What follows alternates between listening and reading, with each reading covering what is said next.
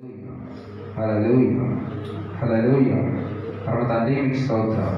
హల్లెలూయా హల్లెలూయా హల్లెలూయా. మంచిది ప్రియమైన సహోదరులారా, సర్వోన్నతుడు సర్వశక్తిమంతుడు యెహోవా ఎలోహిం మనం ప్రేమించి ఇంతవరకు కాచి కాపాడి ఉన్నాడు కనుక మనం శ్రద్ధగా మరి సర్వోన్నతుని యొక్క మాటల మీద పరమ తండ్రి మీకు స్తోత్రం. హల్లెలూయా.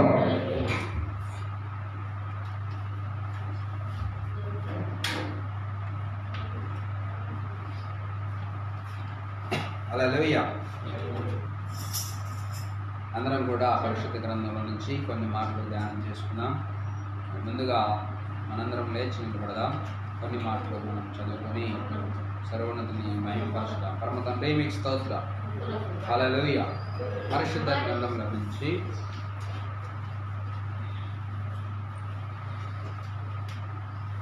కొలస్సీలకు రాసిన పత్రిక 3వ అధ్యాయము. కొలస్సీలకు రాసిన పత్రిక 3వ అధ్యాయము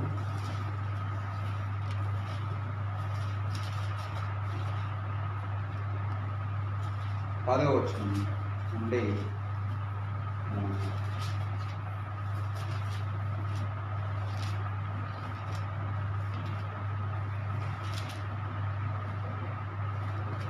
పదవ వచనం 11వ వచనం 15వ వచనం వరకు మనం చదువుకుందాం. 16వ వచనం వరకు చదువుకుందాం. పరమ తండ్రి మీకు స్తోత్రం. హల్లెలూయా హల్లెలూయా. 10వ వచనం నుండి 16వ వచనం. ఎలయనగా ప్రాచీన స్వభావమును దాని క్రియలతో కూడా మీరు పరిత్యజించి జ్ఞానము కలుగు నిమిత్తము దానిని సృష్టించిన వాని పోలిక చొప్పున నూతన పరచబడుచున్న నవీన స్వభావమును ధరించుకొని ఉన్నారు. ఇట్టి వారిలో గ్రీకు దేశస్థుడని యూదుడని భేదము లేదు, ఉన్నతి పొందుడని ఉన్నతి పోవుటయు అని భేదము లేదు, పరదేశి అని సిదీయుడని దాసుడని స్వతంత్రుడని లేదు గాని మెస్సయ్య స్వరమును అందరిలో ఉన్నవాడునై ఉన్నాడు. కాగా ఎలోహిం చేత ఏర్పరచబడిన వారును పరిశుద్ధులను ప్రియులైన వారికి తగినట్లు మీరు జాలిగల మనస్సును దయాలత్వమును వినయమును సాత్వికమును దీర్ఘశాంతమును ధరించుకొనుడి. ఎవడైనను తనకు హాని చేసెనని ఒకడనుకొనిన ఎడల ఒకరినొకడు సహించుచు ఒకరినొకడు క్షమించుడి. యెహోవా మిమ్మును క్షమించులాగున మీరును క్షమించుడి. వీటన్నిటిపైన పరిపూర్ణతకు అనుబంధమైన ప్రేమను ధరించుకొనుడి. మెస్సియా అనుగ్రహించు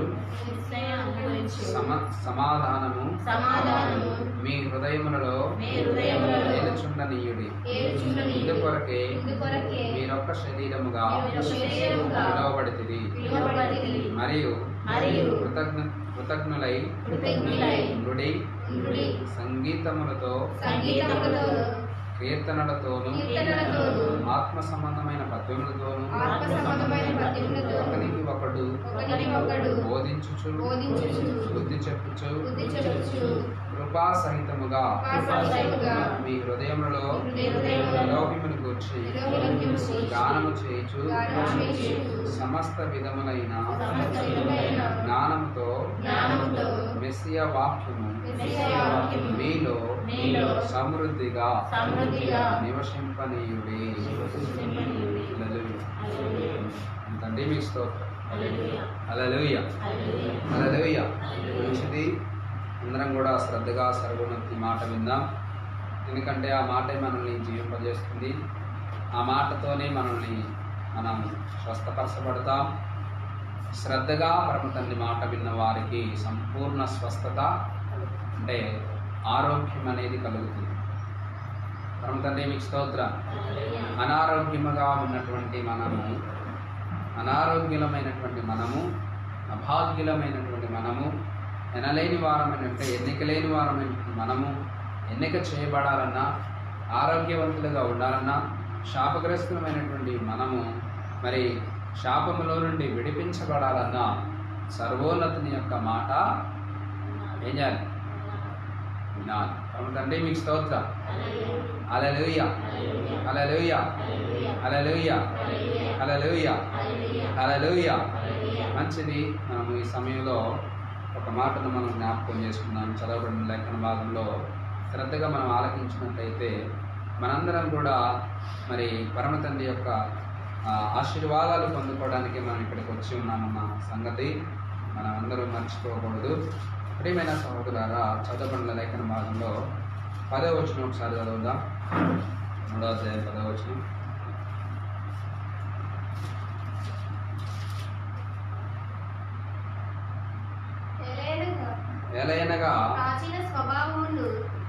ఎలయనగా ప్రాచీన స్వభావం ఏం చేయాలి అని అంటే, ప్రాచీన స్వభావం అంటే పాత స్వభావం. పరమ తండ్రి మీకు స్తోత్రం. ఎలోహిం దగ్గరకు రాకుండా అంటే ఎలోహిం దగ్గరకు రాక మునుపు ఉన్నటువంటి స్వభావం. ఇప్పుడు మనుషులలో అనేక స్వభావాలు ఉంటాయి. ఒక్కొక్కసారి ఒక్కొక్కలాగా ప్రవర్తిస్తూ ఉంటారు. పరమ తండ్రి మీకు స్తోత్రం.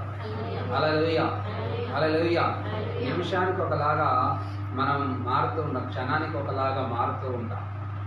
ఎందుకనంటే ఈ యొక్క లోకంలో ఉన్నటువంటి క్రియలు అలాంటి ప్రభావాన్ని మన శరీరాల మీద అంటే మన శరీరాల మీద పడుతూ ఆ ప్రభావం అంతటిని అంటే ఆ ప్రాచీన స్వభావం అంతటిని కూడా ప్రదర్శిస్తూ ఉంటాం. అందుకంటే మీకు స్తోత్రం. హల్లెలూయా, హల్లెలూయా. కానీ ఇక్కడ అంటూ ఉన్నాడు, నీవు ఇక్కడికి రాకమునుపు ఉన్నటువంటి ప్రాచీన స్వభావం ఏదైతే ఉందో, నీలో ఉన్నటువంటి స్వభావం ఏదైతే ఉందో దానిని ఈరోజు దానికి పరిత్యజించడం అంటే విడాకులు ఇవ్వడం. తండ్రి మీకు స్తోత్రం. హల్లెలూయా. పరిత్యజించడం అంటే దానిని విడిచిపెట్టడం.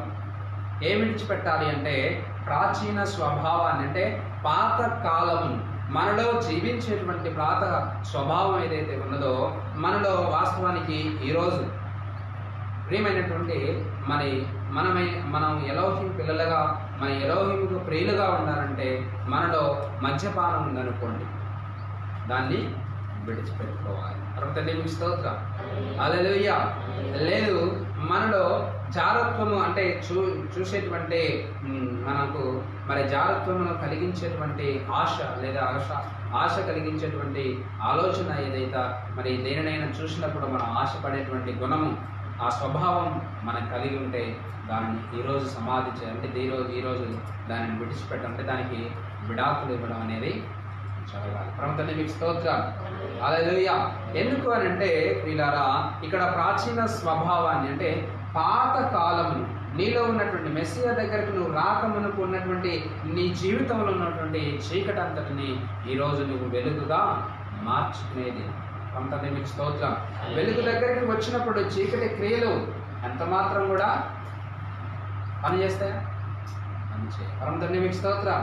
కాబట్టి వెలుగు దగ్గరికి నీవు వచ్చావు కాబట్టి వెలుగు సంబంధిలాగా జీవించమంటున్నాడు ఆయన. అందుకని నువ్వు ఇక చూడమ్మా,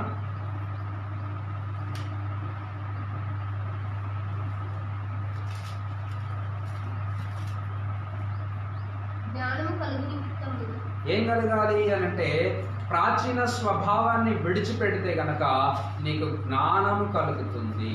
ఏం కలుగుతుందండి? జ్ఞానం.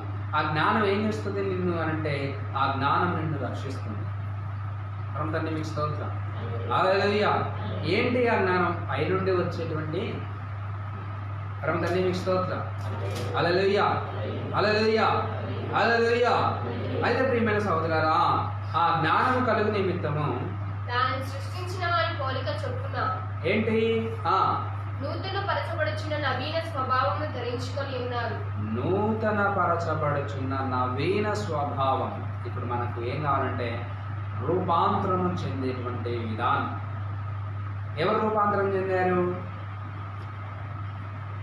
ఎవరైనా రూపాంతరం చెందారా బైబిల్లో? అందుకనే మీకు స్తోత్రం. హల్లెలూయా, హల్లెలూయా. యేషువ మెస్సీ వారు రూపాంతరం చెందుతున్నప్పుడు వీళ్ళారా శిష్యులు ఎవరంటే పేతురు గారు, యోహాను ఇద్దరు కూడా చూస్తూ ఉన్నారంట. ఆయన రూపాంతరం చెందుతూ ఉన్నప్పుడు మోషే గారు, ఏలియా గారి ఆత్మ కనపడింది. ప్రభుత్వాన్ని మీకు స్తోత్రం. హల్లెలూయా.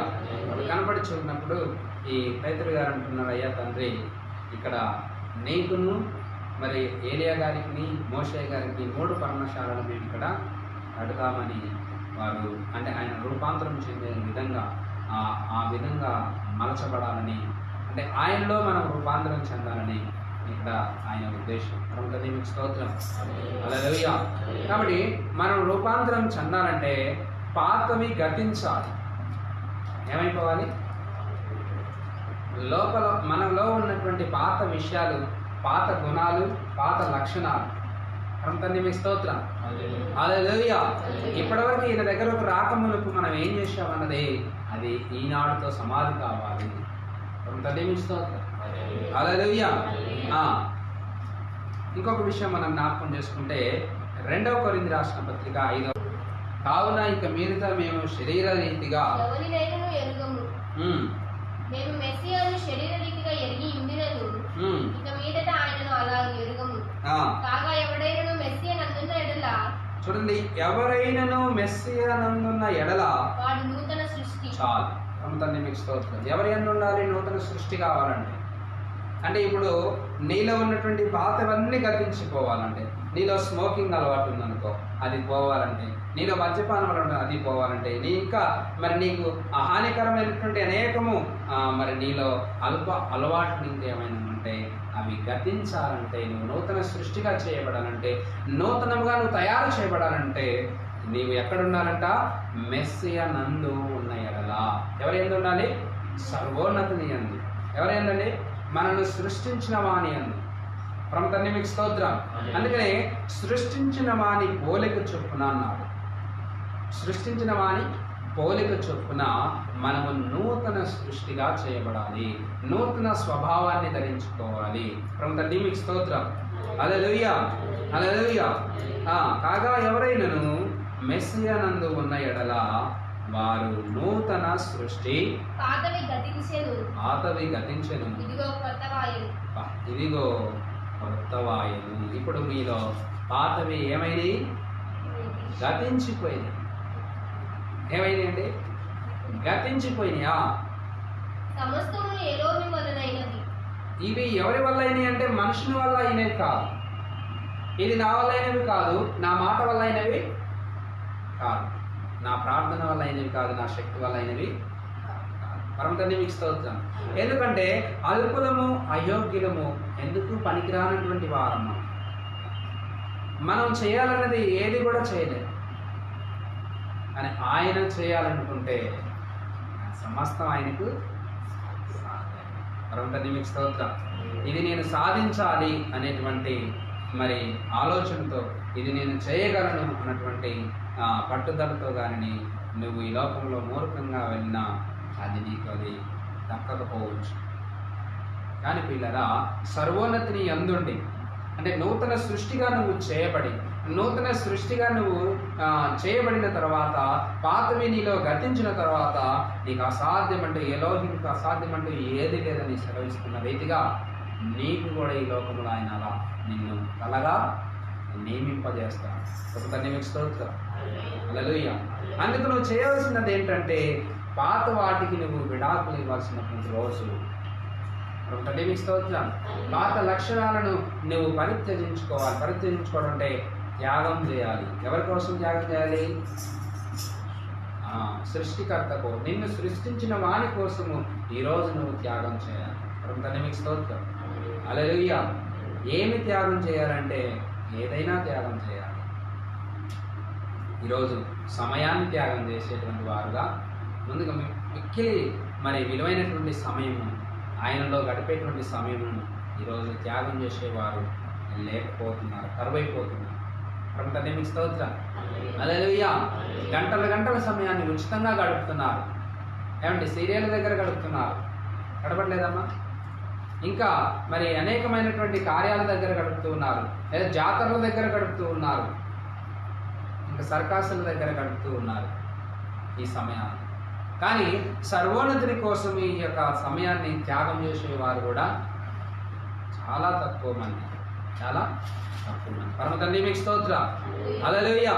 కాబట్టి నువ్వు ఆయన కోసం ఈరోజు సమయాన్ని త్యాగం చేయగలిగితే, అంటే నీ విలువైనటువంటి సమయాన్ని ఆయనకు అప్పగించగలిగితే నిన్ను నూతన సృష్టిగా ఎలోహిం మారుస్తాడు.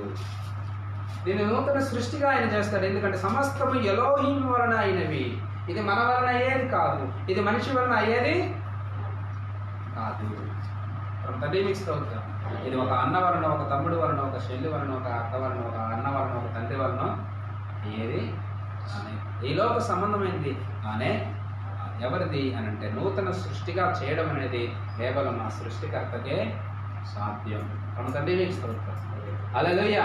ఎందుకు సాధ్యము, ఎందుకు ఆయనకే సాధ్యం అని అంటే ఆయన నిన్ను మనిషిగా, ఆయన నిన్ను నరుడిగా రూపించి ఉన్నాడు.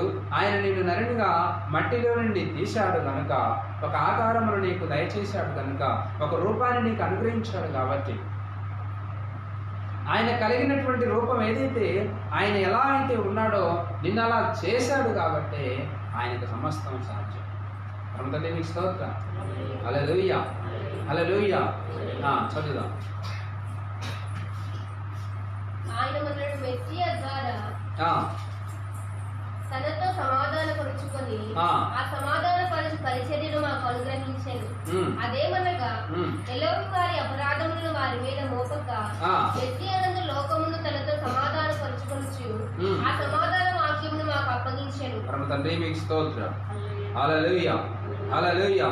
ఇప్పుడు నూతన సృష్టిగా చేయబడడానికి ప్రియులారా, మన అపరాధములను మన మీద మోపకుండా, అర్థమవుతుందండి, మనము ఆయనలో నూతనముగా చేయబడడానికి, ఆయనలో మనం పాతవన్నీ గతించిపోవడానికి, మన అపరాధములు మన మీద ఉండకుండా, మన మీద మోపకుండా ఎలోహిం ఏం చేశాడనంటే సర్వోన్నతుడు సమాధానపరిచాడు. ఏం చేశాడు? సమాధానపరిచాడు. పరమ తండ్రి మీకు స్తోత్రం. హల్లెలూయా. హల్లెలూయా. హల్లెలూయా. ఆయన మనకు చేసినటువంటి, ఆయన అనుగ్రహించినటువంటి సమాధానము, ఆయన మనకు మరి చూపించినటువంటి సమాధానము పిల్లలు ఇక్కడ మనం చదువుకున్నాం. ఒకసారి మళ్ళీ కొలసి రాసిన పత్రికలో ఒక మాట మనం జ్ఞాపకం చేసుకుందాం. పరమ తండ్రి మీ స్తోత్రం. హల్లెలూయా. హల్లెలూయా. హల్లెలూయా. హల్లెలూయా. హల్లెలూయా. కొలసి రాసిన పత్రిక 3వ అధ్యాయంలో ఇక్కడ ఒక మాట రాయబడింది చూడండి. 15వ వచనం.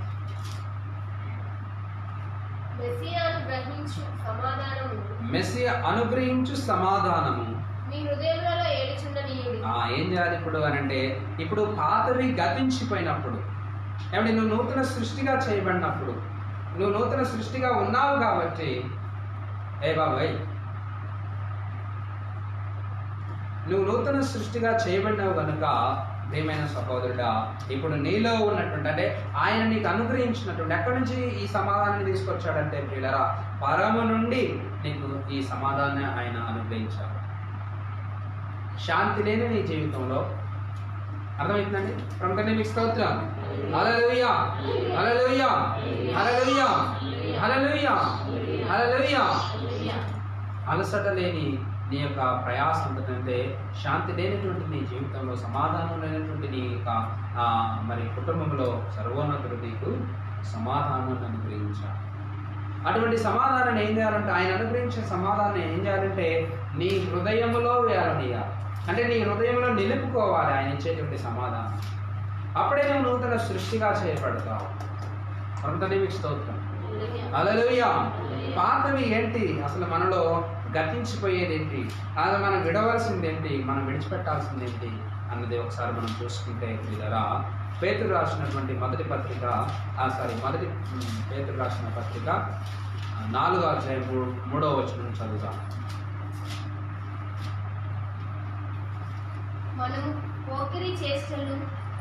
ఏంటి మనలో గతించుకోవాల్సింది?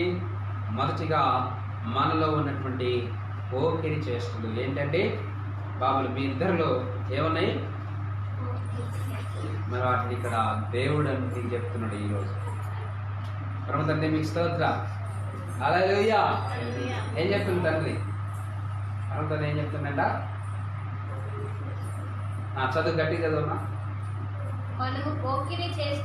ఏంటండి బాబు, ఏంటి? గట్టిగా చెప్పు. ఏంటంట? పోకిరి చేష్టలు అంట. ఏంటి ఆ పోకిరి చేష్టలు అంటే? నిదానంగా నిమ్మలంగా ఒక దగ్గర కూర్చోడానికి మన మనసు నొప్పదు.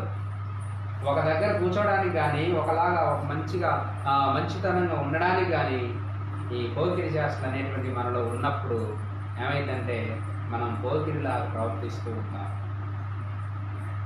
కాలేబు, ఎలా ఉన్నామంట నువ్వు? పరమతండ్రి మీకు స్తోత్రం. హల్లెలూయా. మరి అట్లా ఉండొద్దని ఈరోజు నీతో మాట్లాడుతుంది పరమతండ్రి. నీకే చెప్తుంది. ఏం చెప్తుంది? పోకిరి చేస్తలంట నీలో. పరమతండ్రి మీకు స్తోత్రం. హల్లెలూయా. హల్లెలూయా. సర్వోన్నతుని మాట ఇంత మరి లోతైనదిగా ఉంటూ ఉన్నది కాబట్టి మనం మొదటగా విడిచిపెట్టాల్సిందంటే, మనలో మనం పరిత్యజించాల్సిందంటే, మనం త్యాగం చేయాల్సింది ఏంటంటే మనలో ఉన్న పోకిరి చేస్తాం. అది ఎంత దూరం తీసుకుపోద్ది? ఎక్కడికైనా మనం ఒక దగ్గర కుదురుగా ఉండలేం, ఒక చోట ఒక నిదానమైనటువంటి విధానంలో ఉండలేం. ఇంకొక విషయాన్ని ఏంటంటే ఇంకోటి దురాశలు అంట. పరమ తండ్రి మీకు స్తోత్రం. హల్లెలూయా. హల్లెలూయా. హల్లెలూయా. హల్లెలూయా. హల్లెలూయా. ఏంటండి? మనము దురాశలు వలన, అంటే దురాశలు అంటే మనం ఆశించే ఆశ ఉండొచ్చు, కానీ ఆశపడని మానవుడే ఉంటాడా? ఆశపడడం తప్పు కాదు, కానీ దురాశ పడడం తప్పు.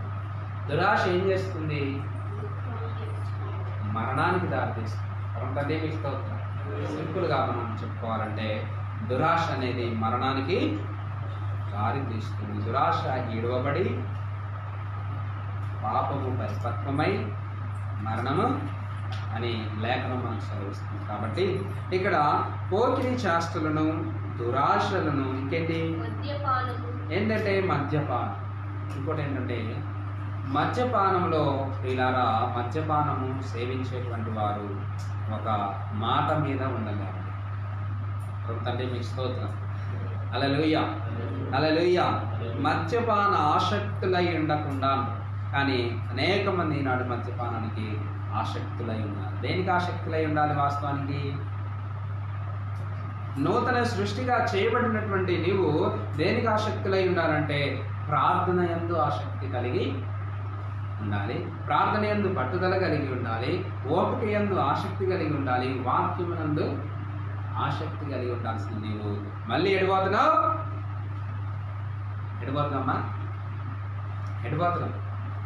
మద్యపాన ఆసక్తులుగా ఉండిపోవడానికి అంటే మళ్ళీ వెనక జీవితం, మళ్ళీ పాత జీవితం.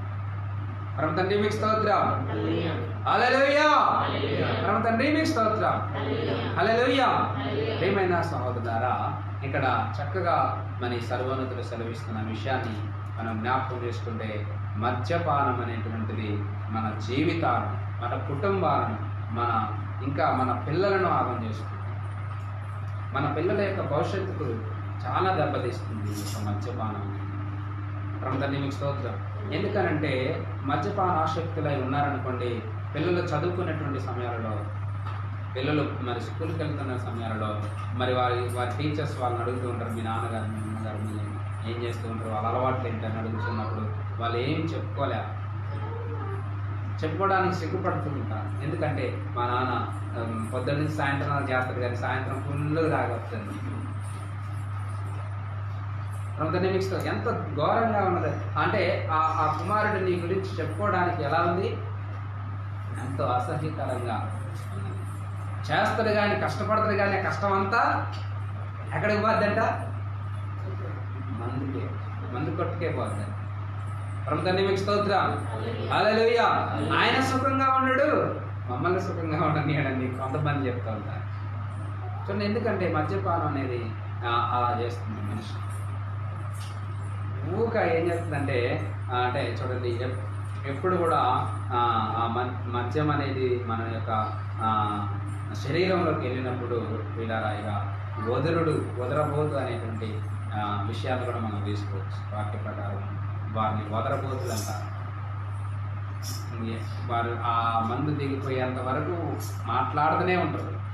ఆ మాటకు నాన్ స్టాప్ అని, అంటే నోరుకు నాన్ స్టాప్ అనేది ఏం మాట్లాడతారో తెలియదు, ఎన్ని అంటారో తెలియదు, ఏదేదో మాట్లాడుతూ ఉంటారు. నేను చాలామందిని చూసిన వాళ్ళు ఆ మద్యపానాన్ని సేవించినటువంటి వారి మాట చాలామంది పరమతండ్రి మీకు స్తోత్రం, హల్లెలూయా. ఆ సమయంలో ఏం మాట్లాడతారో తెలియదు. ఉదయాన్నే అడిగితే నేను అనలేదని,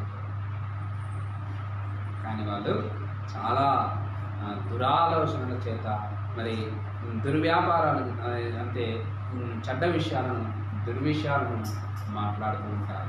కాబట్టి ఎందుకని ఇక్కడ ఆయన సెలవిస్తున్నాడు, మీరు పోకిరి చేష్టలైనను ఇంకేంటండి దురాశలు, మద్యపానము, ఇంకేంటి అల్లరితో కూడిన ఆటపాటలు. అల్లరితో కూడిన ఆటపాటలు ఏంటంటే మనము జోదం తెలుసా మీకు? జోదం అనే ఆట తెలుసా మీకు? జోదం అంటే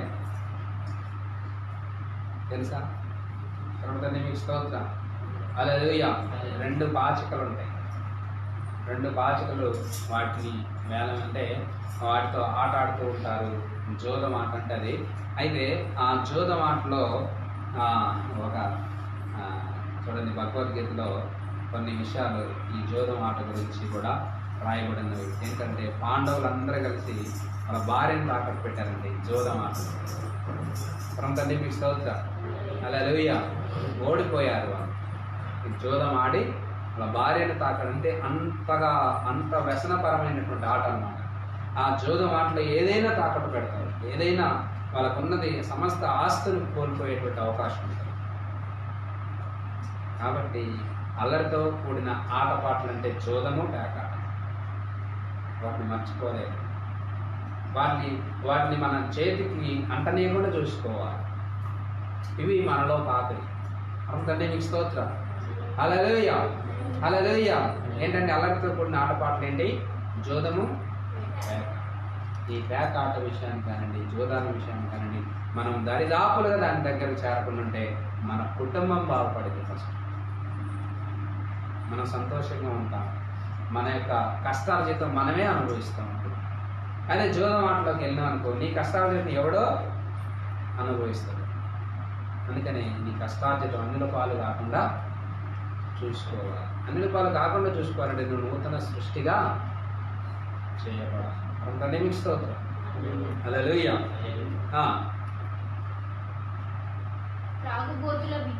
త్రాగుబోతుల విందులు. ఈ త్రాగుబోతుల విందులు దాదాపుగా ఏంటి అంటే బోనాల పండుగలు వస్తాయి. ఇందులో ఎంత మాత్రం కూడా భక్తి ఉండదు, మొత్తం త్రాగుబోతులే ఉంటారు. ఆ పాటలు కూడా అట్నే ఉంటాయి. అంతనే మీకు స్తోత్రం. ఎందుకంటే నేను హైదరాబాద్లో ఉన్నప్పుడు ఈ ప్రతి దసరాకి వచ్చేది అన్నమాట ఈ బోనాల పండుగ. మనం చూసేది. అంతనే మీకు స్తోత్రం, హల్లెలూయా. తర్వాత వినాయక చవితులన్నీ కూడా, వినాయక చవితి గురించి కూడా చూస్తే మీరు 11వ రోజు నిమజ్జనం రోజు ఫుల్గా తాగుతారు. ఫుల్గా తాగి వాళ్ళు రోడ్డు మీద దగ్గర దాదాపుగా 4-5 కిలోమీటర్లు ఎగురుతూనే ఉంటారు. ఇలా అలాంటి త్రాగుబోతుల విందులు అంటే అక్కడ విందు జరుగుతుంది. మళ్ళీ తర్వాత మీకు స్తోత్రం, హల్లెలూయా. అందులో మనము ఏం చేయాలంటే పాలు పొందులు ఏం చేయదు, పొందుకోవద్దు. పరమ తండ్రి మీకు స్తోత్రం. ఈ త్రాగుబోతుల విధులు అనేకములు ఉంటాయి, అనేక చోట్ల ఉంటాయి, మన బంధువులలో కూడా ఉంటాయి. మనం పక్కకుంటామండి, మేము పోవండి, మేము వెళ్తాం కానీ వాళ్ళ మాట తీసేలాక వెళ్తాం కానీ మేము పక్కకుంటామండి, కుదరదండి. అర్థమైందమ్మా? నువ్వు దాని దరదాపుగా దాని జోలికి పోకుండా ఉండడానికే ప్రయత్నం చేయాలి. అందుకని మీకు స్తోత్రం. ఎందుకు ప్రయత్నం చేయాలంటే అది పాతది కాబట్టి నీలో నుండి తీసివేసుకోవాలి, నీలో నుండి తొలగించుకోవాల్సిన బాధ్యత నీది. నీకు ఆయన తెలియజేస్తున్నాడు ఏంటి నీలో నుంచి తీసివేసుకోవాలి, ఏంటి ఈరోజు నువ్వు మానుకోవాలి. ఆయన తెలియజేసే విషయాన్ని నువ్వు కనుక పాటించగలిగితే నీవు నూతన సృష్టి. అంతటి మీకు స్తోత్రం. ఎవరిలో నూతన సృష్టి? ఎవరిలో నూతన సృష్టి? యేషూవా మెస్సియా నందు నువ్వు నూతన సృష్టి. చదువు. త్రాగుబోతుల విందులు, ఇంకేంటి? చేయదగని విగ్రహ పూజలు. విగ్రహ పూజలు అనేటువంటివి చేసేవి కాదు అసలు, కానీ ఏం చేస్తున్నారు? పొద్దున్నైతే సాయంత్రం వరకు ఎగిరి ఎగిరి ఎగిరి మరి ఇంకా ఏం చేస్తూ ఉన్నారంటే చాలా చాలా చాలా రకాలుగా ఈ పూజలు అనేటువంటి భజనలు, భక్తులు, మాలలు ఏంటి ఇలాంటి ఘోరమైనటువంటి పనులు చేస్తున్నారు. కొంత ఎవరికి వ్యతిరేకంగా ఉన్నారు అంటే కేవలం సృష్టికర్తకు వ్యతిరేకం. మనుషులకు వ్యతిరేకంగా చేసేది క్షమించబడుతుంది, కానీ సృష్టికర్తకు వ్యతిరేకంగా చేసేది అది క్షమించబడదు. తండ్రి మీకు స్తోత్రం. దానికి క్షమాపణ ఉండదు. కాబట్టి మనం ఆయనకు వ్యతిరేకంగా జీవించకుండా ఉండడానికి మనం ప్రయత్నం చేయాలి ఎప్పుడు కూడా, ఎల్లప్పుడూ. ప్రభు తండ్రి మీకు స్తోత్రం. హల్లెలూయా, హల్లెలూయా.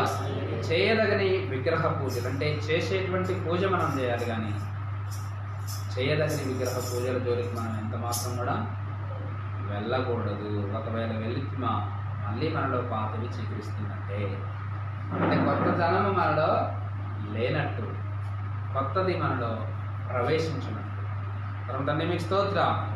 హల్లెలూయా. మొదలైన వాటి యందు నడుచుకొనుచు అన్యజనుల ఇష్టము నెరవేర్చుచుండుటకు, అన్యజనుల విషయం నెరవేర్చుచుండుటకు గతించిన కాలమే చాలును, గతించిన కాలమే చాలును. అపరిమితమైన ఈ దుర్వ్యాపారమునందు ఏమండి గతించిన కాలం అంటే ఏంది? ఇప్పటి వరకు నువ్వు జీవించిన జీవితం ఇంకా చాలు, ఇప్పటి వరకు చేసిన పూజలు చాలు, ఇప్పటి వరకు చేసిన మరి విందులు చాలు, తాగుబోతు విందులు చాలు, ఇప్పటి వరకు ఆడిన జోదం చాలు, ఇప్పటి వరకు ఆడినటువంటి మరి ఇంకా ఇప్పటి వరకు చేసిన పోకిరి చేస్తున్న చాలు. అమ్మా ప్రభు తండ్రి మీకు స్తోత్రం. హల్లెలూయా, హల్లెలూయా, హల్లెలూయా. అంటే మద్యపానము దగ్గరకు వెళ్ళేటువంటి ఆ మద్యపానం ఇంతవరకు చేసింది చాలు, ఇప్పటి నుంచి ఇక ఏం చేయాలి? ఆ మద్యపానం నిషేధించాలి. అందరినీ మీకు స్తోత్రం. ఒక కొటేషన్ పెడతారు, ఎవరంటే గెలవడం కోసం మద్యపానం నిషేధం చేస్తుంది, కానీ మద్యపానమే ఎక్కువ. ఈరోజు చూడండి, ప్రపంచంలో అన్నిటికీ జిఎస్టీ ఉంది, మనం కొనే ప్రతి దానికి జిఎస్టీ ఉంది, కానీ మద్యపానానికి జిఎస్టీ అంటే ఈ మందుకు మాత్రం జిఎస్టీ 0. అందరినీ మీకు స్తోత్రం. హల్లెలూయా. ప్రతి దానికి జిఎస్టీ. మనం తినేటువంటి, మనం కొనుక్కునేటువంటి కూరగాయలకు కానీ, మనం కొనుక్కునేటువంటి యొక్క కానీ 28% జిఎస్టీ ఉంటే ఎవరికి అనంటే ఆయన సజీవులకు మృతులకు తీర్పు తీర్చేవాడు. అంటే నువ్వు చనిపోయినా నీకు తీర్పు ఉంటుంది, సజీవంగా ఉన్నా తీర్పు ఉండదు. పరమ తండ్రి మీకు స్తోత్రం. హల్లెలూయా. ఏమండి యేషూవా మెస్సియా ఒకవేళ ఈ రోజే వస్తాడు అనుకో, అంటే నువ్వు ఇప్పుడు సజీవంగా ఉన్నావు, నువ్వైనా తీర్పులోకి వస్తావు. స్తోత్రం. అందరికీ చెడ్డ అలవాట్లే ఉండవు. మనిషి మంచి అలవాట్ల చేతను ఉంటాడు, చెడ్డ అలవాట్ల చేతను. కొంతమంది 90% మంచి అలవాట్లు ఉండి 10% చెడ్డ అలవాట్లు ఉన్నాయి అనుకోండి. లేదా కొంతమందికి 10% మంచి అలవాట్లు ఉండి 90% చెడ్డ అలవాట్లు ఉన్నాయి అనుకోండి.